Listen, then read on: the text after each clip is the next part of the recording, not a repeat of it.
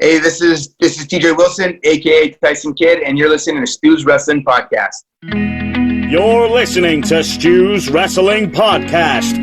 It's time. Your host, Stu Palmer. Mind if I tag along? Could you just take some time on me? I don't want to cause alarm, but I can't remember how to feel. Would you take me back? Would you take me home? I need a human touch, it's not my own. My guest, who is returning after promoting the latest VCW show, which was back last month, he is returning. It is George Pantas, the owner and commissioner of Virginia Championship Wrestling. George's father moved in the early 60s to America from Greece to make a better life for his family, and George and the family followed on in 1966.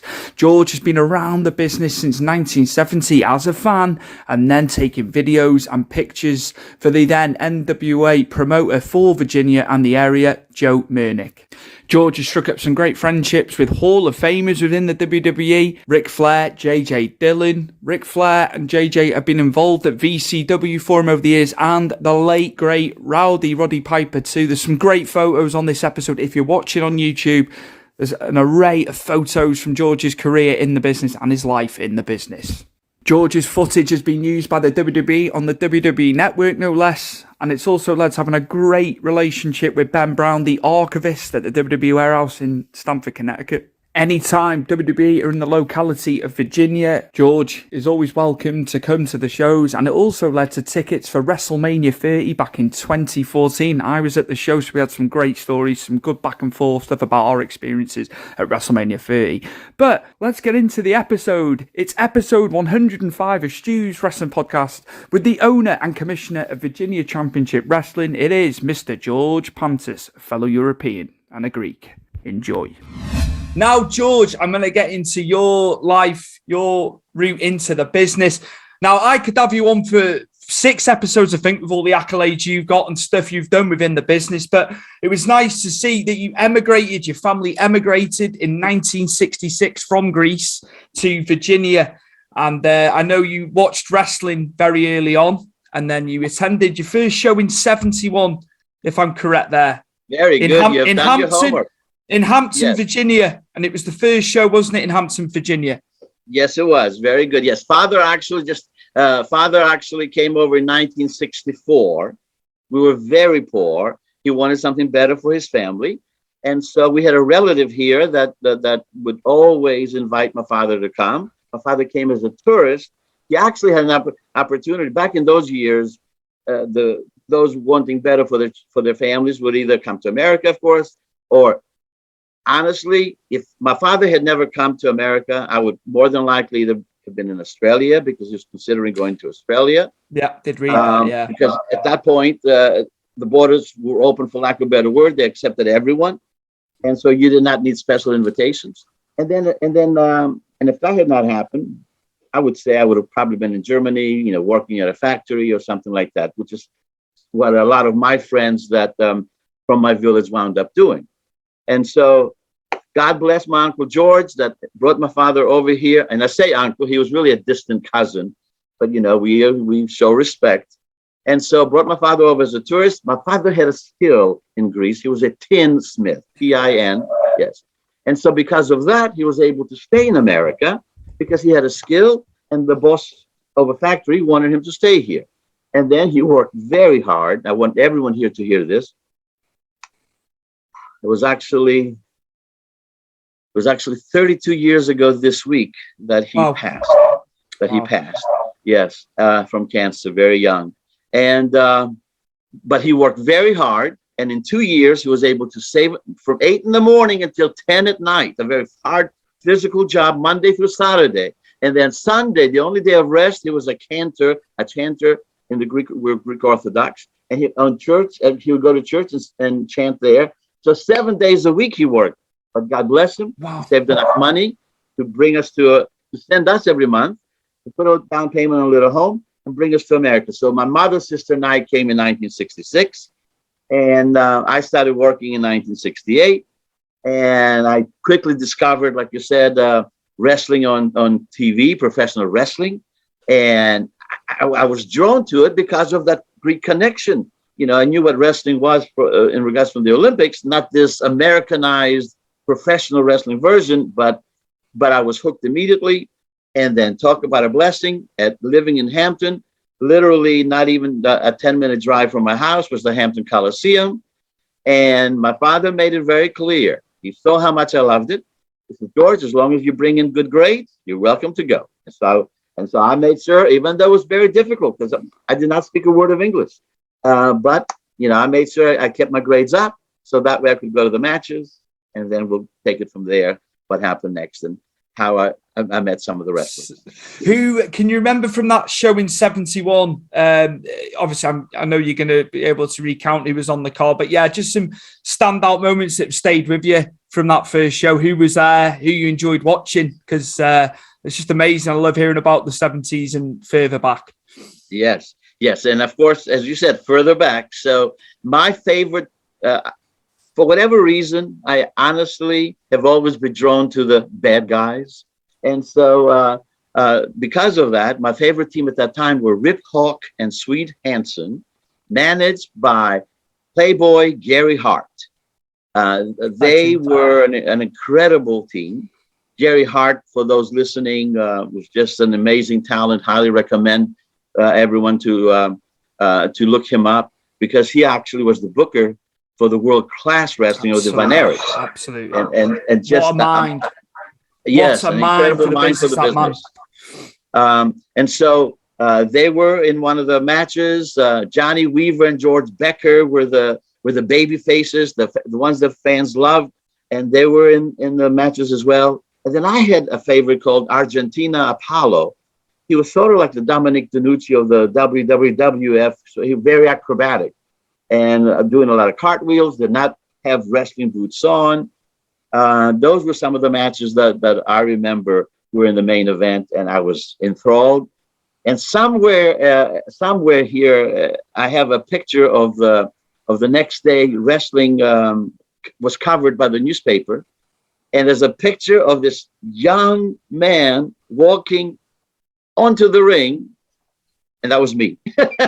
That was me. Back then, they're allowed to do those kind of things. The fans were allowed to be right there by the ring and get autographs from the wrestlers, and I was one of those. And oh my gosh, I was very blessed to live in this area, to not only experience Jim Crockett Promotions, but to go from the Hampton Coliseum to the Norfolk Scope, which was no more than 30 minutes away with a car, not even, more like 25 minutes.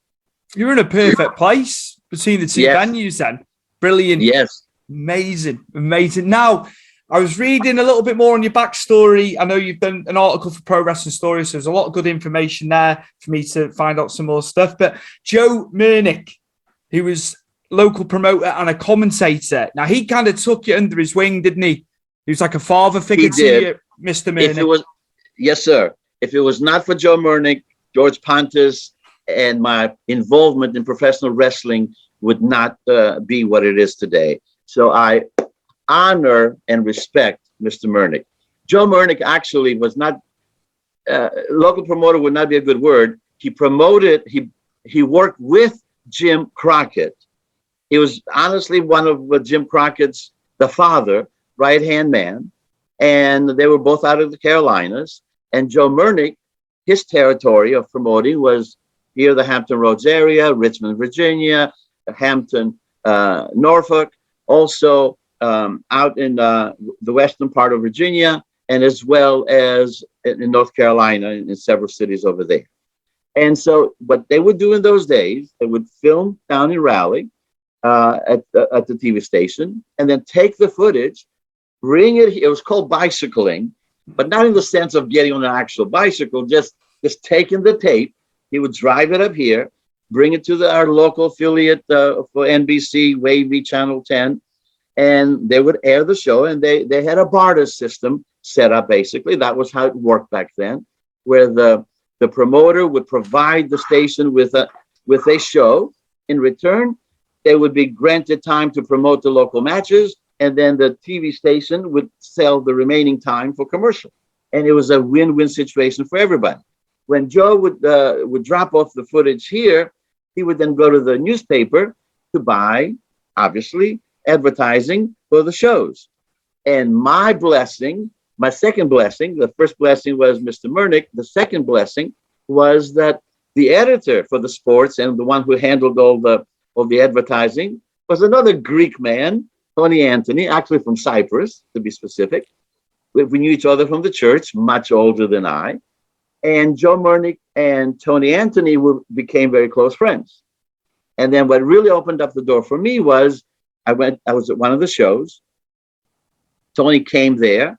Mr. Murnick, who did not always come to the show, so a lot of times he would have his sons that would run the business, happened to be there. And Tony introduced me to Mr. Murnick and asked if Mr. Murnick would take care of me, would as a personal favor. And that was it. That was what happened. And the blessing for me, because I've always been a frustrated director. So I started with a regular 8mm camera, silent, eventually progressed to a Super 8 sound camera. And thanks to Mr. Murnick, I was allowed, now remember, this is back when kayfabe was kayfabe. And when it was next to impossible to get inside the business, if you will. Not that I was inside the business, but he allowed me to be right there by the ring apron and film the young Ric Flairs, young Ricky Steamboats, you name it, Jerry Briscoe's, what I mentioned earlier with Rip Hawkins, Sweet Hansen, and Gary Hart. I mean, the list goes on and on. The champions that came by, the Greg Valentines, the Harley Races, Buddy Rogers. I don't know if you want to get into this, but one of my claims to fame in recent years is that I was able to film the only known arena footage of Buddy Rogers, the original Nature Boy, versus Ric Flair. Wow. And they only wrestled 3 times. And I was fortunate enough to get that at the Norfolk Scope, 1979, November 22nd. And of course, at the end of that 3 serious matches, Ric Flair winds up defeating Buddy. And that's how Ric Flair became the Nature Boy. Now, your footage has been used by WWE for the network as well. That's amazing. And also, I watched the series Most Wanted Treasures. I did watch that for the A&E series over here, managed to get it. And your footage wound up on there, and you've also helped, haven't you, with him locating memorabilia, from what I could gather, from what I've seen in print form on you. Yes, indeed. And also my footage was used on another incredible documentary called Jim Crockett Promotions, The Good Old Days, which fans can find it on highspots.com. Brilliant. And the director, Michael Elliott, did an amazing job interviewing many of the Jim, this was back in 2013, and did an amazing job interviewing the J.J. Dillons, the Rock and Roll Express, all the names from Jim Crockett at that time. And the only footage that is on that documentary of the different matches is my footage. And that was one of the things that kind of brought to the attention of what I had for WWE. And when I sent them what I had done for the documentary, they were very interested. And then that opened the door for us to negotiate a deal. And we were able to come out to an understanding. I sold them about 6 hours worth of footage. Wow. And they have used, thank God, I'm not going to say a lot. I wish they would use more. But, it was difficult to sell it to them in the sense that it's not going to be mine anymore. But it was just sitting there in my closet. At least now the fans can appreciate it and can see it and see that history. One of my favorite questions that Ric Flair has been asked by many people is, hey, we've seen your matches against Ricky Steamboat back in 1989, and what incredible matches. And Rick would always say, yes, thank you. They were great matches, but they were even greater back in the early 80s in the arena when there was no film footage of it. Well, George has film footage of it, and now WWE has it. And yes, I've often have been asked, George, what have been some of your favorite matches? I can honestly tell you, my favorite match of all time was when Ric Flair wrestled Ricky Steamboat for an hour and a half. Oh, they had wrestled 2 weeks before, and it went to an hour draw. So they came back, sold out. They came back to an hour and a half draw. I mean, think about that. To hold the fans' interest for that length of time. And, it was just incredible. It was just incredible. So he wasn't all of it, but I have snippets of it. He wasn't just heralded as a 60-minute man, then it's the 90-minute man. Yes, yes. And you're right. People need to start recognizing that. And I need to make more people aware. So thank you for catching that. So yes, so the transition of the footage, to answer your question, is once I sold it to WWE, they've been able to use it. Very honest here, haven't been able to find it as far as on the Peacock, which is our version of what WWE decided to do. Is they had the network, of course, and then they sold it, or at least have allowed Peacock to show WWE content for the next couple of years. And I just read for European fans, I just literally read that WWE has inked a deal with Disney. Yes, and that's going to open up doors for footage being seen more easily over in Europe and Indonesia and many other places. So hopefully the fans will be able to see my footage there as well. And so they were able to show a lot of my Ric Flair matches that I filmed on the network. And like you said, they reached out to me in regards to the WWE Most Wanted Treasures. Now you did catch me by surprise. So I'm going to ask you a question. I didn't think when the show was coming on, I would see comments on Facebook and other social media that over in Europe, they were not able to see it. So dare I ask, how were you able to see it? The Treasures series. Yes. I had to get some links, and let's just say not the most legal of ways, but you got to do what you got to do sometimes. I have not posted the footage, so I can't be done for piracy. But at the end of the day, you know how it is. You can obtain footage, not in the official way, as it were. And I have been there before. And I had to watch the series because I've watched from 1990 onwards. That's when I began watching wrestling. And what a series, George! It was so well done. And before we get into it, let's if the fans are not aware, and I don't know let me ask you: are you able to order anything off Amazon where you are? Yeah, Amazon is all systems go, Prime and everything. Yeah, we can get stuff. Then guess what? I'm looking it up right now to make sure I say it correctly, but I am positive I saw that Most Wanted Treasures is available on Amazon. Right, okay. Yes. Get it on there, yeah. The official way. The official way, yes. The legitimate way.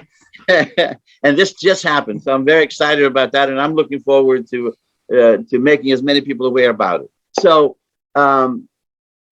because the producers were aware of my footage and what I had done, they reached out to me. And actually, it was they reached out to the wrestling business is a small business in many ways. So the gentleman who is Ron West and is our VCW referee, owns the original Ric Flair Starcade robe, the one that he wore, as you know, since you've seen the footage, the one that he wore when he defeated Harley Race. So the producers of the series reached out to West Potter is his real name. Okay, he goes by Ron West as the referee. Reached out to him and interviewed him, and he's on the Ric Flair footage of the episode rather.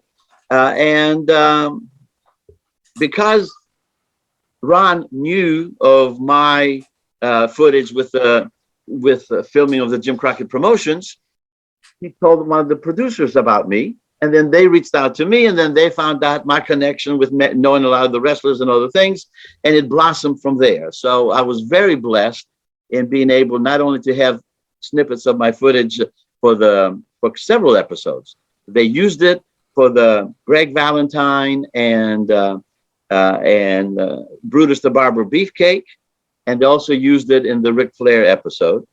But once they started looking for stuff, you know, I have connections through the years. This hair is not gray for just. I've been around the bend a few times, and so I was able to help them locate. Like one of the things they could not find. They of course did the series on Andre the Giant, and they were looking for when he did the whole super machine over in Japan, and then they brought it here in the WWF.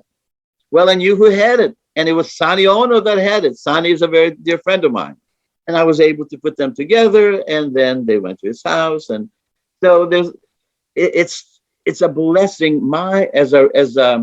We haven't touched yet that my other life, my real life, if you will. Wrestling is a passion and a hobby that I was able to turn into a business, if you will. But what paid the bills for me has been, of course, education.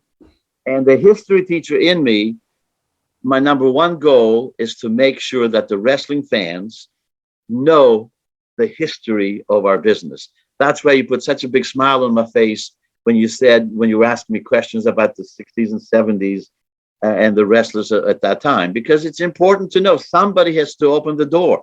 When they ask the Beatles, you know, they talk about Chuck Berry, they talk about Elvis Presley and everybody else. History is just so important to continue to learn from, and of course make it better. Absolutely. Right, George, you've obviously got good relationships, amazing friendships with people within the business. Now, first person I'm going to ask about is your friendship with the legendary J.J. Dillon, WWE Hall of Famer, of course. Did so many different things within the business at the top level. Yeah, your friendship with J.J. Dillon, because he is a legend. The man's a legend. So proud to call him a very dear friend. And, you know, when I was in the classroom, I taught seniors the last few years. And one of the things I try to impress on my students is when you do good things come back to you. Well, it started with my footage. I filmed I was a fan of JJ when he came to us. And at that point, he was more of a journeyman wrestler, not a main eventer. So he was first a wrestler fans, not the manager that we know him now. And I made him aware at one of the shows that I have some of his footage. We had talked, we had exchanged phone numbers. I get home one day, I check on the recording, and it's, "Hi, George, it's J.J. Dillon. Do you still have that footage of that you said that you filmed back in the 70s? This was early 80s that I got the phone call. Well, somebody's pulling a prank on me. JJ's calling me. At that point, our friendship had not really developed. Oh my God. So I called him back. Yes, I do. And I helped him. You know, I sent it to him so he could transfer it over at that time VHS, so he could have the footage. And then that started the bonding process between us. And one of my favorite stories, if I may share, absolutely, happened at the Jim Crockett Senior Memorial Cup the second year. The first year was the inaugural was over in New Orleans, which I went to that as well. The second one was over in Baltimore. And at that time, I would travel to the wrestling shows with a very, very, very, very, very dear friend of mine, Robert Riddick. And he was actually one of the photographers for the wrestling. People know Bill Apter and all his famous magazines. Absolutely. There's also another very famous one named George Napolitano. And George had his set of wrestling magazines. And I helped in getting Bobby, I called my friend. He also has passed away, gosh, about 6-7 years ago now. But to get him in with George, and Bobby would shoot the, and cover for the magazines, the Jim Crockett Promotions matches that would happen here. So he and I quickly became very good friends. He was my best friend, and we would go to the different matches. And so on the way up, I kept talking about how J.J. Dillon and I are very good friends, and I can't wait to see him. And Bobby's like, "Yeah, right. Sure. Yeah, sure. So We get there, and Gary Jester, does that name do anything for you? Gary No, Jester? I've got to be honest. No, It's okay. Look him up. He's amazing.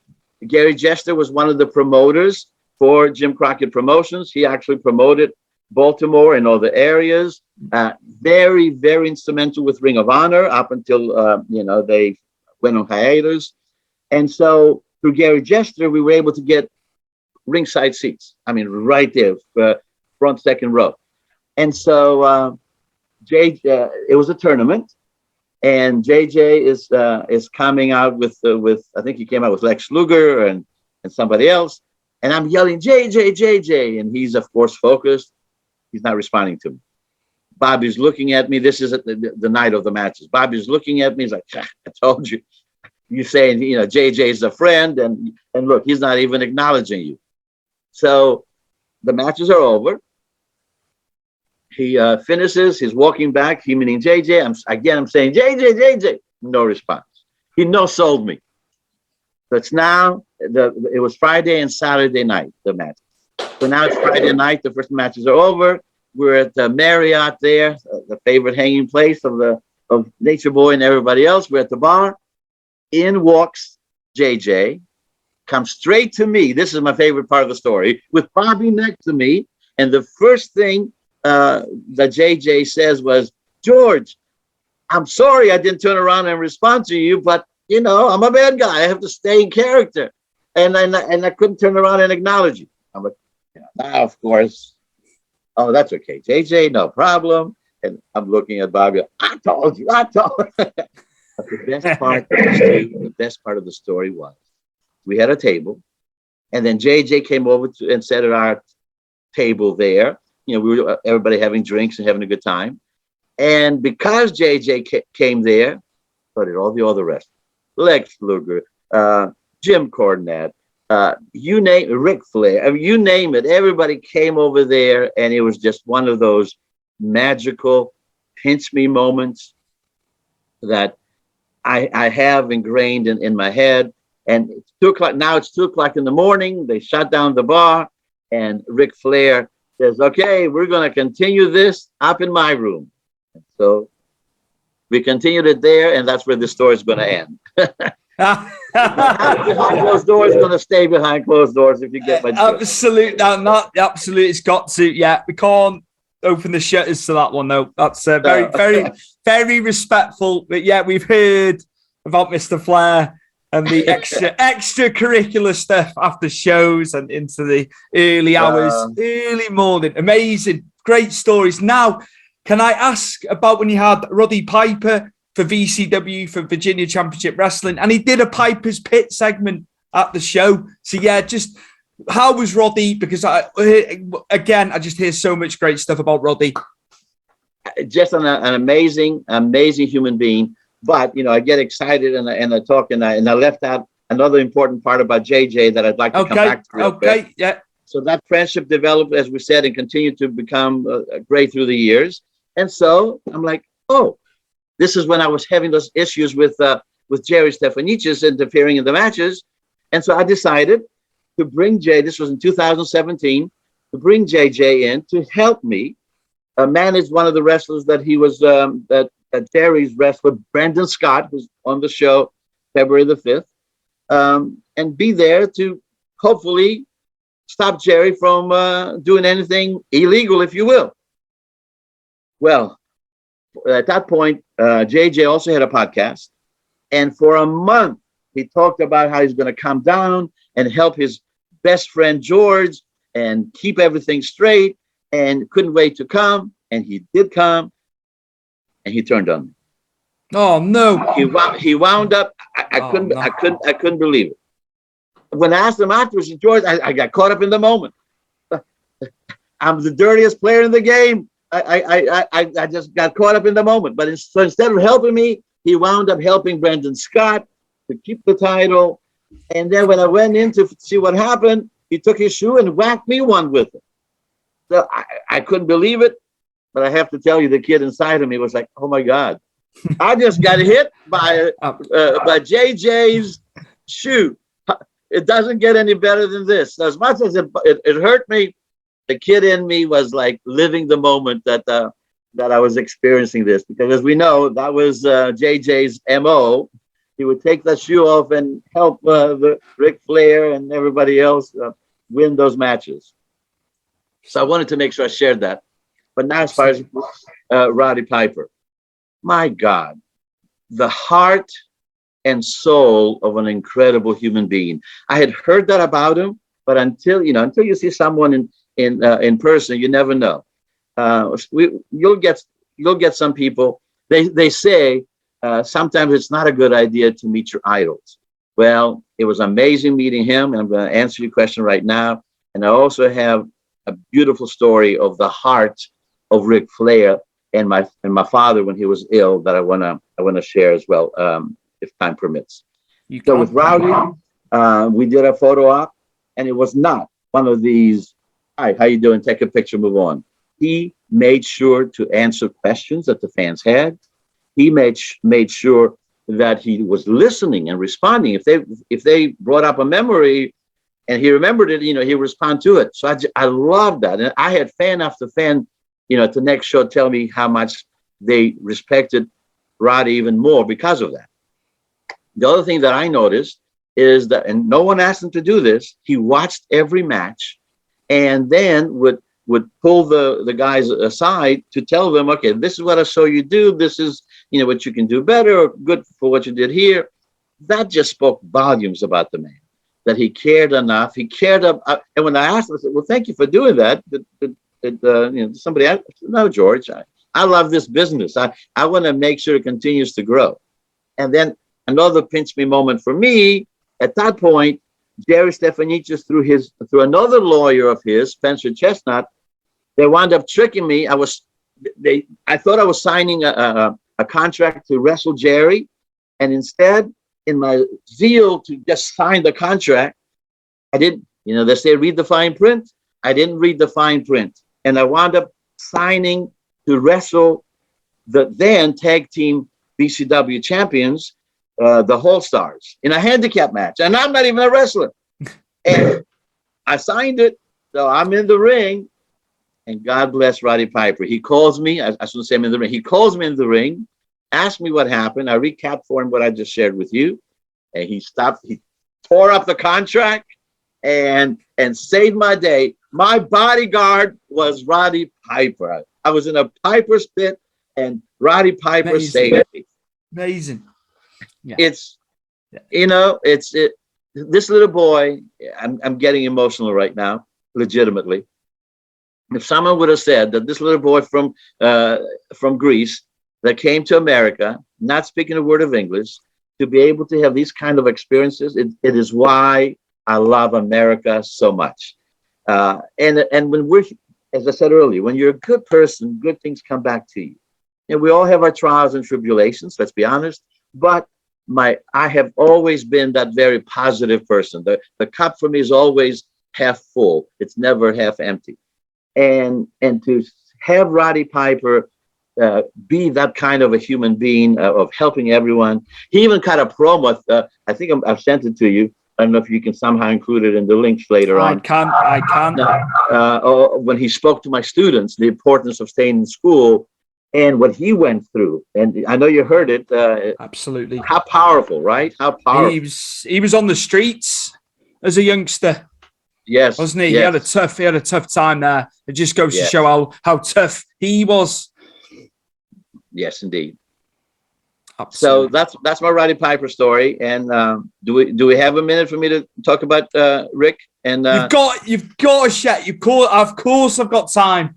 Yeah, of course, we've got to. Yeah, definitely. Your story about Rick for the viewers and listeners, George. My father was diagnosed with cancer.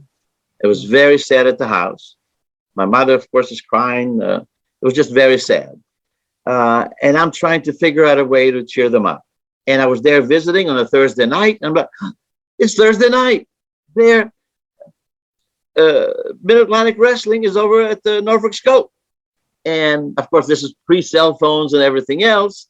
He passed away in 1990. But there was a payphone in the back, and I knew the number. And so I called. And my thought process was, if I could somehow, if I can get somebody that knows who I am, because at that point I was helping in the back. I was helping, whether it was taking the guys to the hotels afterwards, doing some errands in the back. I had become good friends with David Crockett, and because he would also come to the shows as well sometimes. And so I was allowed to go in the back, is the point. So I called, and thank God, Wahoo McDaniel answers the phone. He knew who I was. I explained what was happening with my father, and he says, "Hold on 1 minute." Now, I found out later the reason why Wahoo was so understanding is because his father was also sick. So when I talked about mine, he knew, okay, I need to do something here to help make this man feel better. And so even though, and again, I found this out later, even though Ric Flair was warming up to go out to a match, Wahoo gets him, puts him on the phone. I'm on another line because my father didn't really speak English very well. And so I hear Ric Flair say, "Hello, Mr. Pantas, it's Ric Flair. I understand you're not feeling well." And my father's like, "I know, I like you very much. I get up to see you on TV." At that point, he couldn't even do any of that anymore. But they talked for a few minutes. I would translate, and it was just one of those magical moments that Rick, because the real Ric Flair is a gentleman, always treats everyone with respect. "Hello, sir. Hello, ma'am." Just an amazing human being.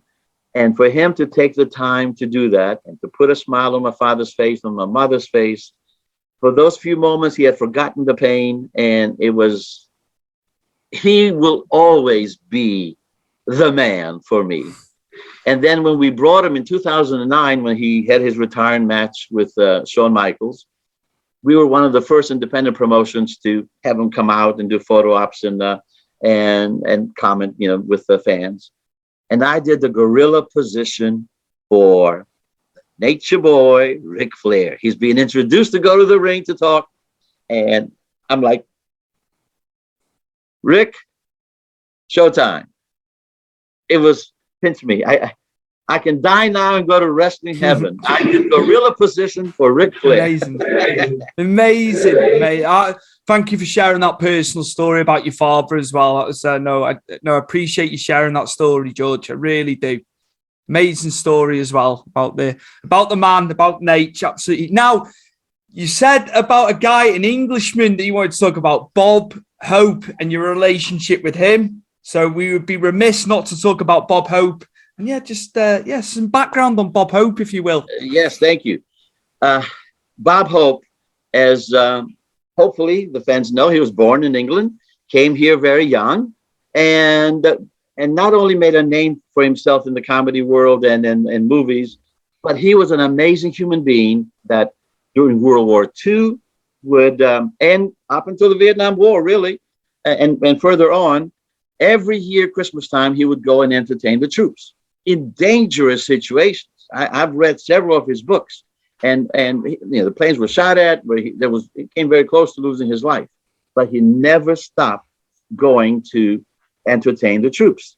Well, that as an immigrant myself, to see another fellow European, another immigrant, embrace America like he did and I did, and to put his life on the line, it was someone that, of course, I wanted to meet, but more importantly, show respect for. And so I did have a chance to meet him briefly. Also, he was being honored and respected at a program at the Kennedy Center in DC. And that gave me a location where he was going to be back in 1983. And so what I decided to do was on my own, is to send a telegram simply thanking him for being a great human being and for entertaining the troops. And I knew, I don't know how it works now, but back then, if you sent a telegram, they had to put it in the actual hand of the person that you sent it to. So I knew he would see it. And my goal was for him to see it. And I'll be a little bit truthful. I thought he would send me a little something, it cost me $12 in 1983. That was a lot of money for the little history teacher back then. So it was in July, I remember, and full transparency here. I remember going through a little bit some emotions. Oh man, he didn't even send a little thank you. Yes, July, August. Man, what a cheapskate! I can't believe this. This is okay. Well, whatever. He's a movie star. You know, he doesn't have time for little old me. And then, honestly, I forgot about it. That was it. You know, I don't dwell, as I mentioned earlier, I don't dwell in negativity. So now it's like January the 2nd, the 3rd. I get home, looking through my mail, and I see a card that says Hollywood, California. Hollywood, California. I don't know anybody in Hollywood, California. I opened it up, and it was a Christmas card from Bob Hope.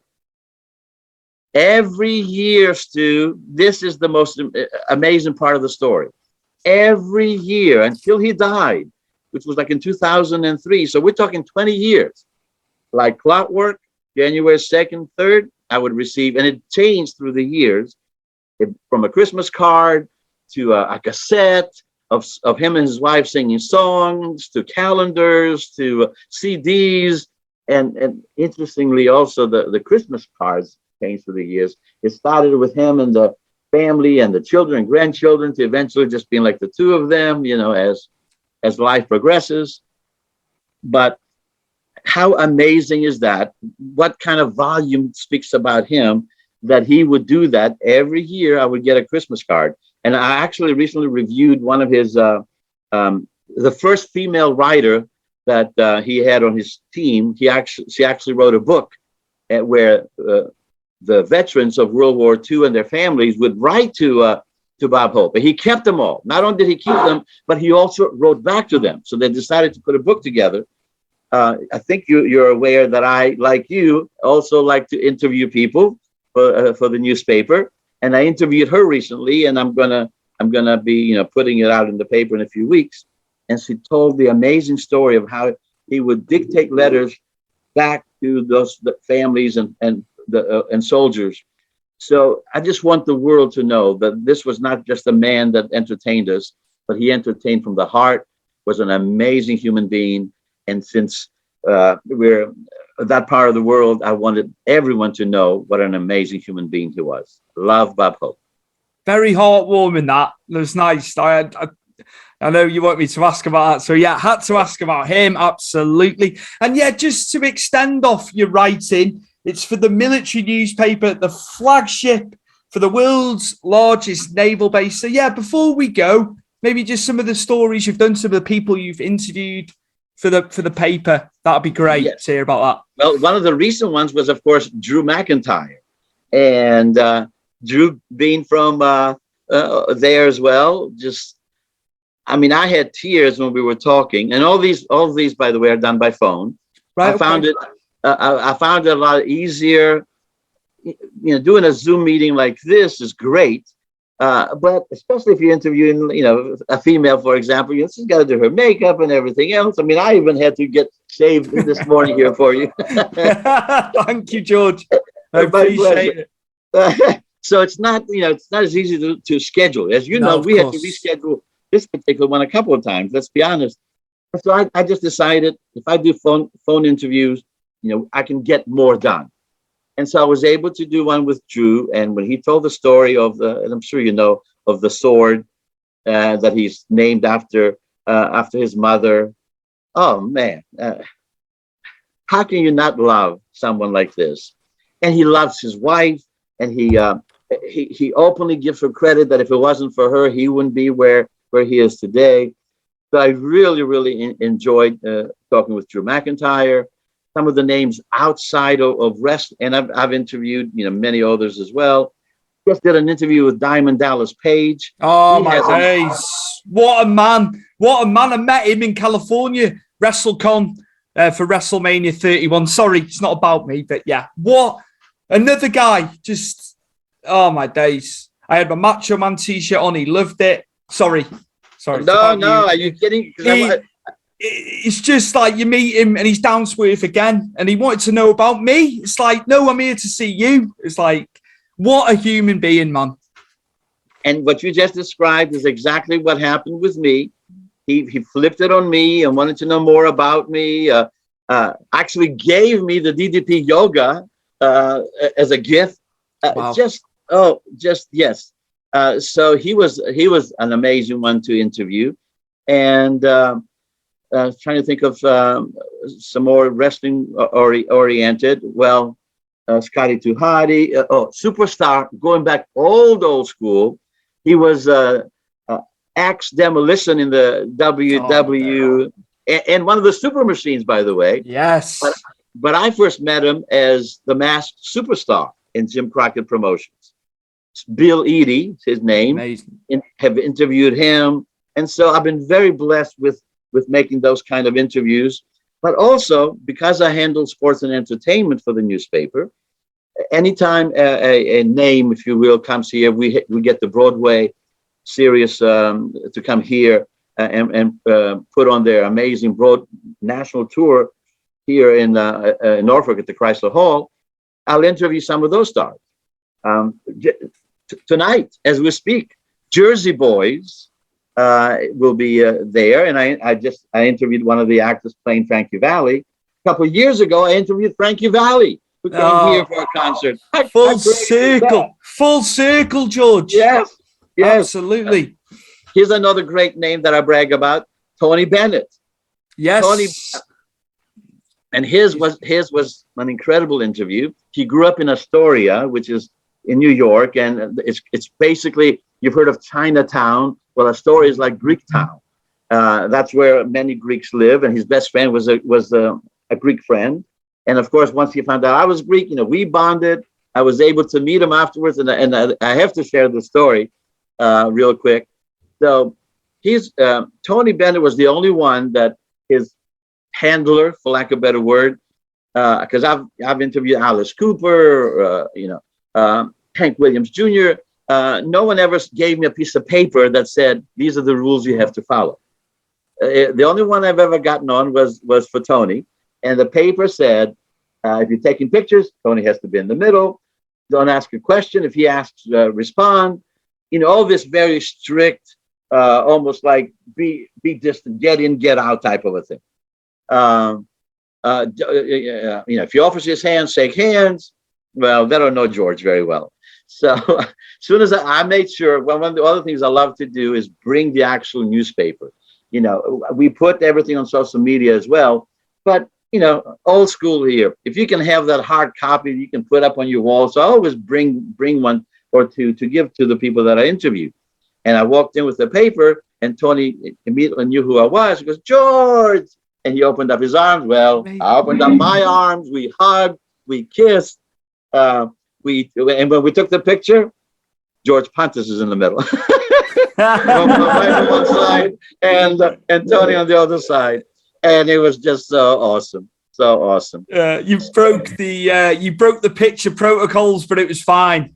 Yes, it was. And Tony was just such a nice, humble man. We're blessed to still have him with us. He's in his 90s now, and just so because of this, and I'm sure you as well, you made a comment a second ago, it's not about you, but I am gonna flip it back on you, if you don't mind, because I was very pleasantly surprised to hear you say that you've been here, that you knew of me as a promoter and as the commissioner from being here in the States. So, and we have not had a chance beforehand to talk about this. So when were you in the States? Did you come just for wrestling? I've done 7 WrestleManias. I did 2008 and the previously mentioned Shawn Michaels versus Ric Flair. I was at Orlando that was the first WrestleMania I did. But scooting back even further, at 6 years old, I was at SummerSlam 92 in Wembley Stadium. We went down on a coach from Wales down to London, about a 5-6 hour journey. You can get there quicker by train these days. You can actually get down there in 2.5 hours to London on the bullet train. But SummerSlam 92, went to house shows and stuff like that in between. And then 2008, WrestleMania 24, I was there for that. 26, we were out in Phoenix. My father came with me. 27 in Atlanta, Dad was there as well. Missed 28 in Miami. Was in New York and New Jersey at the MetLife for 29. We go on here. New Orleans for 30 when Daniel Bryan had the 2 matches in one night to get the title. Amazing. 31 where I met DDP at WrestleCon that weekend. We were at San Francisco Giants, Levi's Stadium. And then the last one I did was Dallas at the Cowboys Stadium in 32. So not been for a while, but done a fair few. Done a fair I few think that's WrestleManias. awesome. And the beauty of this again is we were together at one of them, WrestleMania 30. I want to briefly tell you my story how I went there, because it was all through WWE. And then I am fascinated, and maybe you've done a story on this, but for those watching this for the first time, after I tell mine, I'd love for you to describe the process of how do you go from Wales all the way over here and all of that. Oh my days, George, the fan in me wants to hear that. George, it wasn't just one connecting flight, some of those trips. And I think New Orleans, I think we just had one connection, if memory serves, or it might have been two.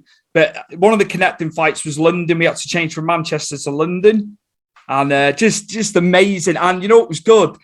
Mardi Gras was the week before in New Orleans, and that weekend in 2014. But people were still partying into the WrestleMania week. Mardi Gras was like extended. It was just amazing, the whole thing. And I was there with my dad, and then the friends that I've made, I've been to several, they're all dotted about the UK, and we're still in touch now. We've had weddings where everyone's been there, stag parties, bachelor parties. So yeah, I've made friends for life through going over to the States when we're all from the UK. It's crazy, George. It's absolutely it really is. And it's very, I made a friend from England. He's Indian from India in heritage. So his name is very, I can't pronounce it. And I wasn't prepared to tell this story really for me to have it in front of me. So I apologize, my friend, if you're going to watch this. But we became friends at WrestleMania 30 because of our love of wrestling. He had come over, like you did, just to see WrestleMania. But my quick story is this. When I sold the footage to WWE, I know you'll recognize this name. The person that I worked out the deals with was Benjamin Brown, who is the caretaker, if you will, the archivist for everything WWE. And you've seen him, and he's all over. For those watching this, those of you that will now search out the WWE Most Wanted Treasures that you can get on Amazon. And by the way, I will be interviewing Ben Brown in the upcoming weeks myself. I look forward to that. Yes, to get the word out even more about the footage now being on Amazon. So anyway, so he and I really bonded through the years and really consider him a very good friend. But at that time we weren't. We were getting to know each other. And so once we agreed on a price, I had a couple stipulations. I said, I need you to know, Ben, that there's no way I'm going to put this footage. I live in Virginia, you're up in Connecticut, in the mail and have it get lost. So if you want the footage, you're going to have to fly me up there so I can hand deliver it. And let's be honest, and I know Ben knows the story, so it's not like I'm hiding anything. I wanted to go up there. I wanted to meet Vince McMahon or Stephanie or Hunter or anybody over there. And they were going to shake my hands and say, thank you, George. Because I also knew what sold the deal. What Hunter is a huge, never met him, huge lover of wrestling history. And when he found out that I had what I referred earlier, the only known arena footage with Buddy Rogers and Ric Flair, and we all know what a huge, I don't like using the word mark, what a huge fan Hunter is of Ric Flair. It's like he told Ben, make this deal happen. Whatever you do, make this deal happen. And so I wanted to meet Hunter for no other reason, just to say, thank you for making this happen. So anyway, so we agreed on the price. We agreed for them to fly me up there. And the other thing that I said was, Ben, I've never been to a WrestleMania. I really never been to a WrestleMania. Hinting, in other words. He said, well, I'll tell you what, George, if you've never been, I'll make it happen for you. Part of the deal, I'll give you two tickets to WrestleMania. But I was hoping he would say without me saying it. So it really was an amazing, we worked on a monetary deal. But then the other thing that came out of it was the tickets to WrestleMania. And then anytime they come here to wrestle, and we're talking 2014 when this happened. So from 2014 until now, I always get passes, tickets to the show that I share with my friends. And so it's the deal and the gift that keeps on giving. And then, so now we went up there. I know I said I was going to tell the WrestleMania, but I got to tell this part as well. Do we have a couple more minutes? We do. Of course we do, if you tell the story. Okay, No, very good. No problem. So they fly me. Well, before they flew me first class, I felt like I was the real $1 million man, Ted DiBiase. They had a limo come to my house to take me from my house to the airport here in Norfolk, Virginia. Then when I get into Jersey, or Kennedy, I think I flew into Kennedy, they had a limo, Vince McMahon's limo driver.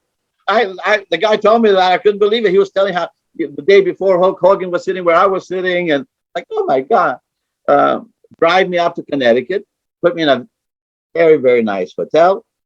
We went, we had the, we took the pictures and turned over the footage. So Ben says, George, you said you wanted to see the headquarters. Let's go to the headquarters. So went to the headquarters. And then he says, George, I don't know how to tell you, George, but there's no one here today. As far as the McMahon family. Andre, any of that. So that's all right. I understand. I'm here. Like I said, I've never been too greedy of a person. I was disappointed, but I was just happy that I was there, that they have the footage, that I got tickets to WrestleMania. So then he says, but I do have something else for you. Okay. And he wouldn't tell me what it was. So I walked around the headquarters over there. It was very cool to be in that presence. And then we got in the car, and he drove probably about 20 minutes, and we pull up. Stu, he gave me a personal tour of the warehouse. Amazing. That I am jealous. I am jealous. I can get jealous. You should be. Everybody should be. And I say that in the kindest way. Yeah. I really felt like I was Charlie Bucket from Willy Wonka. I had gotten the golden ticket. And I was there at the headquarters, got to see and touch. I got in a WWE wrestling ring and I ran the ropes. Oh my God, it's just incredible. We didn't even touch on the story of how I was this close to becoming the real Paul Bearer. I don't know if we have time to do that now or do it another time. But I got to sit on, got to be there when they did that whole cement thing where they tried to kill Paul Bearer. Yeah. Oh, I mean, everything was there at the warehouse, and Ben gave me a personal tour. So it more than made up that I had not, didn't get a chance to meet any of the McMahon family. But now all of this was to tell the story of WrestleMania. And so I wound up, they flew me over there and had great seats. And like you, got to witness what happened with Daniel Bryan, got to witness. I mean, I was like everybody else, and I'm sure you the same way when Brock beat the my days. It was that. George, I've never known energy to sap from a stadium, arena. It was deadly silent, and there was over 70,000 people there. And we know the guy with his eyes popping out, the famous meme. But I've been to so many shows, and I have never, ever. You could hear a pin drop, couldn't you? When that freak out happened, it was like even Paul Heyman at ringside, he was aghast. He was in shock, like everybody else, I think, because only certain people knew about the finish, didn't they? It came out afterwards. Yes. Yeah. So to be there for those iconic moments, I've only been to that one, was incredible. And I'm so happy for you that you were able to make so many. And I pray that, things get better with COVID and you're able to come again. And if you do, I will make sure to be at one of those so we can hook up. I definitely want us to. Absolutely. I would love to. I'd love to. You can't put a price on them trips, the experiences. No. I always say this to people. I'm just so glad I got to do it. I was single at the time as well. Not for the Dallas one, but the other 6, I was a single man. So, I had the money, I had the means to do it and stuff. But life stuff, George. But George, thank you so much for sharing your story. We've not even touched, a tenth of what you've done in the business. I'd love to get you back on. Commissioner for Virginia Championship Wrestling. You've been in the business for so many years. It was great to hear about Jim Crockett Promotions when you were first starting out as well and your experiences filming. And I can't wait to get you back on further. Hopefully later on in the year, we can do it. We can do it again. You can come on again. I would love to. Thank you. I automatically accept. So I thank you for that. And remember, fans, check us out on vcwprowrestling.com for all the information as far as tickets, photo ops, and up-to-date information. But equally important, go to Facebook on Virginia Championship Wrestling and on YouTube, our YouTube channel, Virginia Championship Wrestling, where you can see a lot of the matches and everything up to date. And find me, if you will, on Facebook. I will gladly accept you as a friend. I thank you, Stu. It's been an honor and a pleasure. And the Greek in me is going to ask you to do this for me, and that is to ask your beautiful wife to give you a big hug and a mwah kiss from me. I thank you so very much. I will do that for you. Not a problem, sir. My guest all the way from Virginia in the good old US of A, by way of Lesbos, the Greek island in Greece, fellow European. It is George Pantas, Commissioner for Virginia Championship Wrestling. Thank you so much for coming on, man. Appreciate it. Incredible story. Thank you. Thank you very much. And we will do this again soon. A big thank you to Chris Dutton for editing. As always, we are back. It's 2022. After a little break, nearly 2 months off. It's nice to be back. Thank you, Chris, for everything, as always. And for the introduction, Mike, Mad Dog Angus, as always. Again, thank you very much, sir. And to Evade Escape, as you can hear in the background there, and from the intro, for Get Up and Move, their latest single. Thanks, guys, for allowing us to use the music. And we will see you later in the month for Stu's Wrestling Podcast.